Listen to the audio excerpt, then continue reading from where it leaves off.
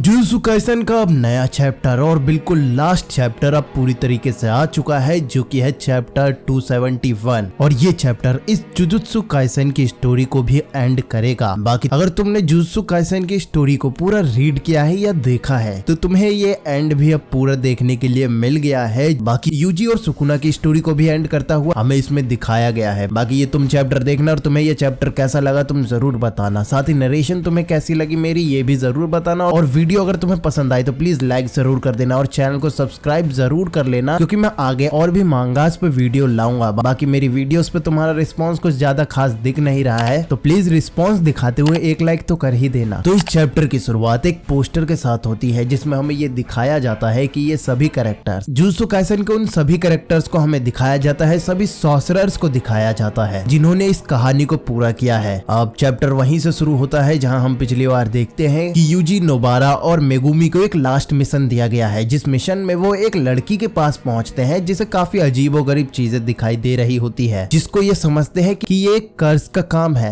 अब उस मिशन को ही पूरा करने के लिए ये इस जगह पर इस बिल्डिंग में आते हैं और वहाँ उस लड़की से मिलते हैं जिसकी परेशानी ये होती है कि उसे जो अपना बॉयफ्रेंड है वो बिल्कुल अजीब सा दिखाई दे रहा है। उसे बड़ी बड़ी आंखें उसकी दिखाई दे रही है, उसका चेहरा एकदम अजीब सा हो जाता है। अब इस केस को समझते हुए ये तीनों ये सोचते हैं कि ये एक किसी कर्ज यूजर या किसी कर्ज का काम है, लेकिन ये किसी कर्ज यूजर का काम हो सकता है ऐसा नोबारा कहती है, जो कि हमारे आसपास ही है, जिसकी वजह से ही शायद से इस लड़की को ऐसा कुछ दिखाई दे रहा है। अब वही तीनों इस चीज के बारे में बात कर रहे होते हैं कि वो कर्ज यूजर आखिर ये ऐसा कर कैसे रहा है और वो किस जगह से कर पा रहा है, जिसको समझते हुए मेगुमी भी कहता है कि शायद से ये टेक्निक कुछ ज्यादा ही अलग है। वो उसने कुछ ऐसी टेक्निक का यूज किया है जो कि वो अलग दूर बैठकर भी अपनी एनर्जी, अपनी पावर्स का यूज कर सकता है, जिससे ये तो लग रहा है कि वो काफी ज्यादा एक्सट्रीमली स्किल्ड है इस चीज में, जो कि हमारे लिए परेशानी तो बन सकती है। और वो शायद से ये 50 मीटर की दूरी या सेफली अगर कहूँ तो 100 मीटर की दूरी से ये सब कर रहा है, ऐसा मुझे लगता है। तभी यूजी कहता है तो हम क्या कर सकते हैं, ये तो कुछ ज्यादा ही हमारे लिए परेशानी है, क्योंकि हम एक टाउन के बिल्कुल बीच में है जिसमें कई सारे लोग भरे हुए हैं, तो हम उसे इन सभी के बीच में कैसे ढूंढ पाएंगे। और अगर हम उसे ढूंढने उस जगह निकलते हैं तो यहाँ पर बहुत सारे ब्लाइंड स्पॉट्स हैं। अगर हमें उसे ढूंढना है तो हमें एक ऐसी अच्छी जगह पर जाना होगा जहाँ हमें उसके बारे में पता चल जाए कि वो अपनी टेक्निक कितने दूर से यूज कर सकता है। अब यहाँ पर सब अपने आइडियाज देने लगते हैं और यूजी भी वहाँ कहता है कि मुझे लगता है कि हमें एक ओपन फील्ड में जाना चाहिए, कि जैसे ही हम उसे अगर लेके जाए तो शायद हमारे पीछे वो कल्प्रिट भी आ जाए जिससे हम उसे ढूंढ पाए। तभी मेगुमी उसका मजाक उड़ाते हुए कहता है कि हाँ, कि वो बंदा कितना ज्यादा बेवकूफ होगा जो कि हमारे पीछे भी आ जाएगा। अब यहाँ नोबारा मेगुमी का मजाक उड़ा रही होती है कि हाँ, कि तुम्हारी तो मेगुमी ने कह के ले ली, और उस जगह पर हम उन दोनों की तू तू मैं देखते हैं। अब यहाँ पर नोबारा एक आइडिया देती है कि चलो हम ये काम करते हैं कि इतादोरी उस लड़की को उठाकर तेजी से भागेगा और जैसे ही वो 100 मीटर पार करेगा हम पता लगा पाएंगे कि वो कल्प्रिट कौन है, क्योंकि वो जैसे ही 100 मीटर की रेंज में आएगा हम उसे पहचान पाएंगे कि वो कौन है। अब मेगुमी फिर नोबारा का मजाक उड़ाते हुए कहता है कि हाँ, कि शायद से अगर वो टेक्निक रेंज से दूर जाने पर हट जाती है तो वो शायद से एक पक्का इडियट ही होगा जो कि हमारे एकदम भागते हुए पीछे आएगा, जिससे हम उसे ढूंढ पाए। या तुम्हें लगता है कि वो उतना बेवकूफ होगा कि हमारे इतना सब करने के बाद भी वो हमारे पीछे आएगा। अब यहाँ यूजी नोबारा की बेइज्जती मारने लगता है कि हाँ हाँ, आपकी मेगुमी ने अब तुम्हारी भी कह के ले ली। अब वहाँ वो दोनों फिर एक और आइडिया बताते हैं कि चलो उन दोनों को एक ट्रिप पर भेज देते हैं जिसके पीछे वो कल्प्रिट जैसे ही आएगा हम उसे पकड़ लेंगे। फिर मेगुमी कहता है कि हाँ, ये शायद से काम कर सकता है, लेकिन वो कर्स यूजर शायद से अपनी टेक्निक से ये जानता है कि उनकी लोकेशन क्या है। अब एक स्टॉकर को और ज्यादा स्टॉक हमें करने नहीं देना है। अगर हम उन दोनों को एक ट्रिप पर भेज देते हैं तो कर्स यूजर पक्का वेट करेगा कि वो कब वापिस आते हैं और वो अपने टेक्निक को दोबारा उन पर यूज कर पाएगा, जिससे अब हम और भी उस कर्स यूजर को नहीं देख पाएंगे। और अगर हम ऐसा करते हैं तो उस कल्प्रिट को पक्का उस चीज के बारे में पता चल जाएगा कि हम इन सब चीज के पीछे हैं। अब वहाँ मेगुमी और यूजी काफी ज्यादा गुस्सा और चिढ़कर चिल्लाने लगते हैं कि तुम हर चीज में निटपिकिंग कर रहे हो, हर चीज में कुछ न कुछ परेशानी निकाल रहे हो। तुम क्या समझते हो कि वो कल्प्रिट हमसे ज्यादा स्मार्ट है? क्या तुम हमें कुछ ज्यादा ही बेवकूफ समझ रहे हो क्या? अगर तुम हमें बेवकूफ समझ रहे हो तो चलो एक और थोलियो के गेम में आ जाते हैं, देखते हैं कि कौन जीतता है, पता चल जाएगा कि हमारा ब्रेन भी कितना तेज है। अब वहाँ वो मेगुमी को उस गेम में हराने की बात कर रहे होते हैं क्योंकि वो काफी ज्यादा बेवकूफ सुनते हुए चिढ़ चुके होते हैं। तब अब यहाँ मेगुमी अब अपना प्लान बताता है कि हमें उस लड़की को उस टेक्निक से बचाने के लिए उसकी रेंज से दूर करना होगा, ताकि जैसे ही वो अपनी टेक्निक को रीएक्टिवेट करेगा हम उसे जान जाएंगे कि वो कहाँ है। अब वो दोनों कहते हैं कि हम भी तो यही कह रहे थे। अब मेगुमी कहता है कि देखो वो बिल्डिंग तुम्हें दिखाई दे रही है ना, जो कि 40 फ्लोर की बिल्डिंग है, वो पूरी 50 मीटर की होगी। हम उस लड़की को सीधा उस बिल्डिंग के सबसे ऊपर ले जाएंगे और जैसे ही वो उस रेंज से निकलेगी हम वहाँ विंडो से देखेंगे कि कोई आसपास है कि नहीं, और वहाँ उस बिल्डिंग में एंटर कौन कर रहा है। हम एक अच्छी जगह से बैठकर उसको देख पाए और जैसे ही वो अपनी पावर को रीएक्टिवेट करे हम उसे वहीं पकड़ ले। हमें एक ऐसे सनकी से निपटना है जो कि फुकुजावा सान का 2400 घंटे से पीछा कर रहा है और उसे पागल बनाए हुए है। अब ये फुकुजावा उस लड़की का ही नाम होता है। अब वहाँ वो अपने प्लान को एकदम शुरू भी कर चुके होते हैं और वहाँ वो बैठे हुए काफी टाइम से उसे ढूंढ रहे होते हैं। अब मेगुमी यहाँ सब ये जो प्लान बताता है वो उस लड़की के जाने के बाद वहाँ बताता है और उससे दूर होने के बाद बताता है, क्योंकि उसे लगता है कि शायद से वो कर्स यूजर अपनी टेक्निक से हमारी बातें भी सुन सकता है, क्योंकि उस लड़की के पास कोई भी छिपा हुआ माइक्रोफोन हमें नहीं मिला है। अब वहाँ वो लड़की अपने उस बॉयफ्रेंड के साथ वहाँ उस बिल्डिंग के एलिवेटर में बैठकर सीधा टॉप फ्लोर की तरफ जा रही होती है और जैसे ही वो 40 फ्लोर पार करती है वहीं उसे उसके दोस्त का फेस एकदम नॉर्मल दिखाई दे रहा होता है। तभी वहीं पर यूजी, मेगुमी, नोबारा सभी एकदम सतर्क होते हैं और उनका ध्यान एक लड़के की तरफ जाता है जो कि एक बिल्डिंग के टॉप पर बैठा हुआ होता है और वो भी उन सभी को देख लेता है, क्योंकि नोबारा सीधा उसका पीछा करना शुरू भी कर चुकी होती है और बिल्डिंग से कूदते हुए सीधा उसके पीछे जा रही होती है। और पीछे पीछे यूजी भी काफी तेजी से बिल्डिंग ऊपर से काफी तेजी से वहां आ रहा होता है और उसके पीछे उसे पकड़ने के लिए जाता है। तभी हम देखते हैं कि नोबारा और यूजी का फेस भी एकदम अजीबो गरीब सा हो गया है, जिसे देखकर वो दोनों वहां हंस रहे होते हैं और उसका पीछा कर रहे होते हैं। और तभी हम वहां उस कल्प्रिट के पीछे एक बड़े से वुल्फ को देखते हैं जो कि मेगुमी की शैडो टेक्निक होती है और वहां मेगुमी उन्हें पकड़ लेता है और उन दोनों को कहता है कि क्या तुम इन चीजों को ज्यादा इजीली ले रहे थे। अब वहां उस कल्प्रिट को पकड़कर वो वहां बैठा रखे होते हैं और उस लड़की से पूछते हैं कि क्या तुम इसे जानती हो। वो कहती है कि नहीं, मैं तो इसे पहली बार देख रही हूँ। तभी वो जो कल्प्रिट होता है काफी गुस्से में उसे गाली देते हुए कहता है कि तुम्हें क्या लगता है कि वो बैग तुम्हारे लिए किसने बाय किया है। और वहां वो बता रहा होता है कि वो बैग उसने बाय किया है और जिसे सुनकर वो लड़की काफी ज्यादा हैरान होती है। अब ये तीनों मिलकर वहां उस चीज के बारे में बात कर रहे होते हैं और कह रहे होते हैं कि वो लड़की एक होस्टेस होती है जो कि एक क्लब में शायद से काम करती है। और मेगुमी कहता है कि हर वर्कर को वो याद करे ऐसा तो नहीं हो सकता है ना, लेकिन किसी ने मिलियन येन उस पर खर्च किए हैं तो उसे भूल पाना तो मुश्किल है। अब वहाँ वो ऐसा कुछ बात कर ही रहे होते हैं तभी यूजी का ध्यान उस लड़के पे जाता है और वहाँ उसके पास वो जाकर कहता है कि हे, तुम्हें इतना ज्यादा कोई निराश होने की भी जरूरत नहीं है, तुमने कुछ इतना बड़ा भी कुछ नहीं किया है, तुम्हें इसके लिए फांसी नहीं होने वाली है, टेंशन मत लो। अब वो जब ऐसा ही बात कर रहे होते हैं तभी यहाँ से कहानी एक अलग जगह पर जाती है और वहाँ यूजी और गोजो आपस में बात कर रहे होते हैं और इस बातों को सुनते हुए तुम्हें ये सीधा दिखाई देगा कि शायद से जो गेगेस के क्रिएटर है उन्होंने सीधा गोजो फैंस को ये मैसेज दिया है। अब उनकी बातें यहाँ से शुरू होती है कि मुझे लगा था कि मैं कुसकाबे सेंसे के बाद अब आपके साथ ट्रेनिंग करूंगा गोजो सेंसे। अब गोजो वहाँ बैठे हुए कहता है कि मुझे लगता है कि ये ठीक है, अब मैं इसे कैसे कहूँ, क्या तुम्हारा गोजो सातोरो से अभी तक मन नहीं भरा है। यूजी ये सुन के कहता है कि क्या, मैं चाहता हूँ कि तुम थोड़ा सा और आगे की सोच रखो यूजी। जरूर, मैं चाहता हूँ कि अगर मुझे कुछ हो जाए तो तुम मेरे सपने को आगे बढ़ाओ, लेकिन अगर मैं यहीं से पीछे हट जाऊं तो एक समय ऐसा आएगा जब तुम लोग मुझसे कहीं अधिक आगे बढ़ जाओगे, है ना। फिर वो कहता है कि मैं सोचता हूँ कि तुम में से कम एक तो ऐसा ही होगा जो मुझे भूल जाएगा और अपनी पावर्स को और ज्यादा बढ़ाएगा और जो कि मेरी ताकतों से बिल्कुल अलग होगी। तभी यूजी कहता है कि कोई भी आपको नहीं भूल सकता है, आप कुछ ज्यादा ही अपने कैरेक्टर से आज बाहर लग रहे हैं, आप थोड़ा सा डरपोक लग रहे हैं, क्या आप ठीक है। अब गोजो यहाँ हंसते हुए कहता है कि हाँ, कि तुम बिल्कुल बच्चे हो, ये कॉन्फिडेंस वो है जो कि मेरे को अभी तक पहले कभी नहीं मिला था, मैं तुमसे काफी बड़ी चीजें एक्सपेक्ट करता हूँ, क्या ये तुम समझ गए यूजी। और यही वो बातें हम फिर देखते हैं कि वो प्रेजेंट में आती है और वहाँ पर यूजी उस लड़के से कह रहा होता है कि तुमने ये स्वीकार किया कि तुमने गलती की है, वैसे तुम्हें कुछ समय के लिए ही बस रखा जाएगा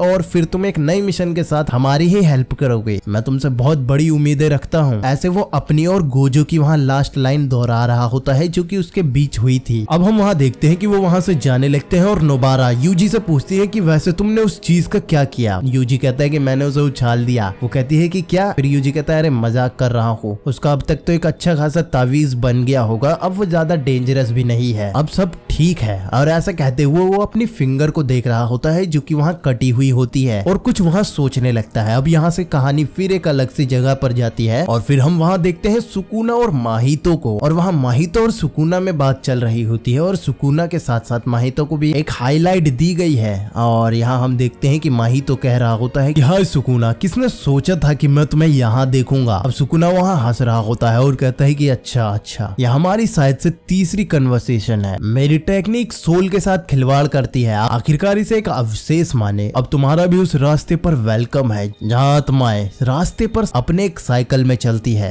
अब माही तो सुकूना से पूछता है कि मैं तुमसे कुछ पूछना चाहता हूँ कि तुम झूठ बोल रहे थे ना, वो भी खुद से और सभी, कि तुम खुद अपने हिसाब से नहीं जी रहे हो। तुमने जितने भी लोगों को अभी तक तड़पाया, मारा या जैसे भी किया है वो सब तुमने रिवेंज के लिए किया है। अब फिर सुकूना इसका जवाब देता है कि इनमें डिफरेंस क्या है, मैं केवल उसी तरीके से जीता था जिसे मैं जानता था और यही तरीका मैंने आगे बढ़ने के लिए चुना था। वास्तव में नहीं, मेरे पास अलग अलग रास्ते थे जिन पर मैं चल सकता था। दो, अगर साफ रूप से कहें तो। अब यहाँ इनके बीच में जो बातें हो रही होती है वो उस जगह पर हो रही होती है जहाँ से सभी आत्माएं होकर गुजरती है। और सुकूना यहाँ वही सोचते हुए कहता है कि मेरे पास दो रास्ते थे लेकिन मैं गलत चीजों में पड़ गया, कर्ज में पड़ गया, गलत कर्जिश ने मुझे इन चीजों में बांध लिया। अब अगर मुझे दोबारा एक और मौका मिलता है तो मैं एक अच्छे रास्ते को चुनूंगा और एक अलग से रास्ते को चुनूंगा। जिसे सुनकर माही तो एकदम चिढ़ जाता है कि ये कितना ज्यादा बोरिंग है, तुम काफी ज्यादा सॉफ्ट हो गए हो। और सुकूना ये कहते हुए वहां से चला जाता है कि हाँ, मैं सब कुछ हार चुका हूँ। और माही तो वहीं पीछे से चिल्लाता रह जाता है कि क्या बकवास है, कि क्या सच में मैं ही यहाँ अकेला बचा हूँ जो कि बच्चों की तरह उदास रह गया है, धिक्कार है। ऐसा कहते हुए वहां वो चिल्ला रहा होता है। और यहाँ हमें ये चीज समझ में आती है कि सुकूना ने भी एक अपने लास्ट पाथ को ढूंढ लिया है जिससे वो आगे बढ़ पाया है, जिसमें वो अब उस रास्ते पर चल चुका है। लेकिन माही तो अभी भी अपने आप से सेटिस्फाई नहीं हुआ है और वहां वो इसीलिए अभी भी रुका हुआ है और चिल्ला रहा है और अपने रास्ते को नहीं ढूंढ पाया है। जिसके बाद हम देखते हैं कि सब अब रियल वर्ल्ड में एकदम खुश है और सुकूना की लास्ट फिंगर हम एक अलग से जंगल में देखते हैं जो कि एक छोटे से कैबिन में रखी हुई होती है और एक सील के साथ बंद हुई होती है। और वहां हमें सील में सुकूना की वो फिंगर देखने के लिए मिलती है। अब ये कहानी बिल्कुल जहाँ से शुरू हुई थी ये वहीं पर हमें खत्म होती हुई दिखाई देती है। जहाँ हमें पहली बार सुकूना की फिंगर दिखाई गई थी वैसे ही कुछ जगह पर खत्म होती हुई दिखाई देती है और यहीं पर ये जुजुत्सु काइसेन की पूरी कहानी खत्म होती है। अब देखो, ये जुजुत्सु काइसेन की स्टोरी जो एंड हुई है उसको लेकर तुम्हारी क्या राय है कमेंट करके जरूर बताना। बाकी जुजुत्सु काइसेन की स्टोरी में बहुत से अप डाउन जरूर है, लेकिन ये कहूंगा ये एंड चैप्टर तो जिसमें हमें बहुत सी चीजें अभी तक तो पता नहीं चली है, लेकिन सिर्फ अगर इस चैप्टर की बात की जाए तो ठीक ही था।